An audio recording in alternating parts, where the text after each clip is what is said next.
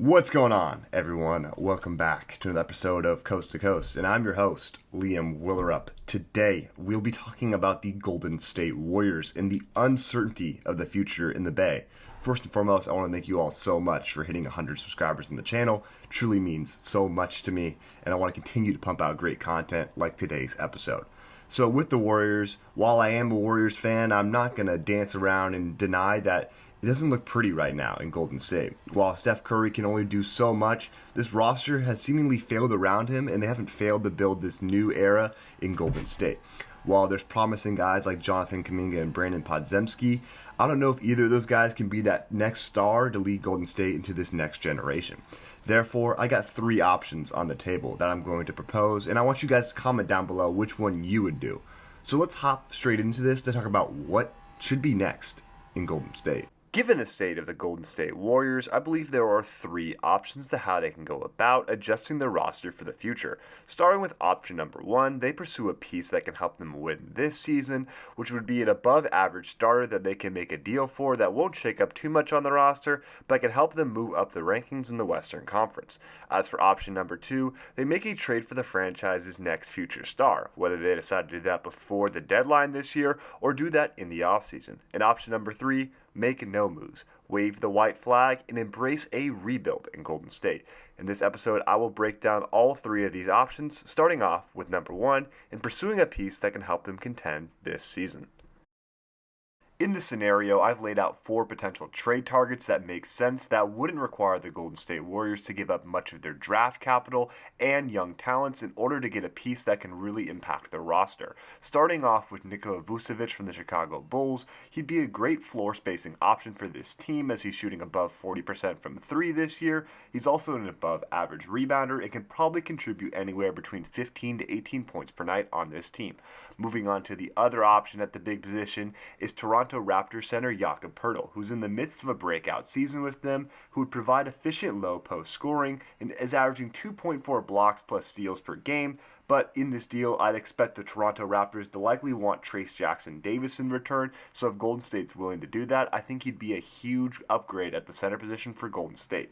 Moving on to the other position in need that Golden State could seek in this option would be a wing, with Brandon Ingram from the New Orleans Pelicans being an intriguing option, given that he's expiring his contract this offseason and would be the immediate second option behind Stephen Curry on this team. He could also really blossom with Golden State's spacing, which I think makes a lot of sense. And lastly, the other option could be going up to Portland and trading for Deni Avdija, who's a good multi-tool wing who can contribute across the board. While his shooting still needs a lot of work, I think Golden State is the perfect destination to do that, and it would give Golden State a strong forward position with him, Andrew Wiggins, and Jonathan Kuminga. For option number two, I'd challenge the Golden State Warriors front office to be willing to give up young players and future draft capital to go out and make a trade for a franchise star to lead this next era in Golden State. Starting off with my number one target is New Orleans Pelicans forward Zion Williamson. The problem with him, he hasn't been healthy over the last 2 years, but when he has been, he's been an elite game-changing forward for the Pelicans. However, I think it would make the most sense for Golden State to go out and make this move in the offseason, as if the Pelicans are in position to draft either Cooper Flagg or Ace Bailey, they might be more willing to move off Williamson given his injury history and the intrigue of those two forwards. A change of scenery also might just be what Zion needs, as in the short term he'd be a great pick and roll partner with Steph, and long term he could really become a franchise star. Moving on to my second option is Toronto Raptors forward Scottie Barnes. While he would be a harder player to acquire, I believe Barnes could learn perfectly behind Draymond Green, as both are forwards who have huge playmaking duties on their own teams. The same situation as in New Orleans, as if Toronto is in a situation to land either Bailey or Flagg, it might make sense for them to move off Barnes and acquire depth pieces and future draft capital from Golden State, as I think they could really be a playoff team next season. Moving on to the third and final option in this video, it's definitely the least popular option amongst Golden State fans, and that is to wave the white flag this season, accept the results, and find Stephen Curry his new home in the offseason, assuming that he wants out. In that case, there are four teams that I think make sense for Steph, starting off with the Miami Heat. It'd be an opportunity for him to go and play for one of the top head coaches in the NBA in Eric Spoelstra, as he has familiarity with him due to Team USA. Additionally, the pairing of Tyler Hero and Stephen Curry in the backcourt would be one of the top shooting backcourts and backcourts overall in the NBA due to their elite floor spacing, and they would have either Bam Adebayo or Khalil Ware alongside them, assuming that one of those players is involved in the deal.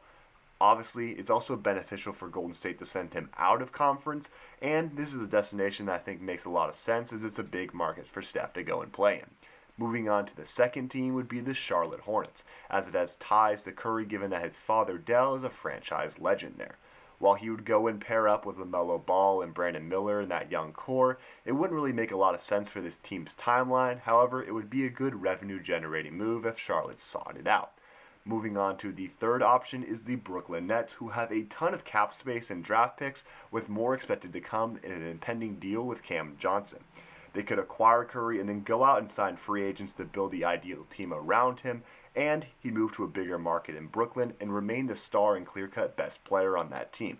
And lastly is the Orlando Magic, which I think might make the most sense of all, as they have the assets, the young players, and the picks to go out and make a deal, and the pairing of Paolo Banchero, Franz Wagner, and Stephen Curry would immediately make them series title contenders, not just in the Eastern Conference, but overall. And while it's not an ideal market, I think this would have to be a move that Steph wants, but could really be beneficial if he wants to go out there and get that fifth ring. Otherwise, thank you all so much for watching. Make sure to comment down below which option you like the most, and stay tuned for the next episode on Coast to Coast. Cheers.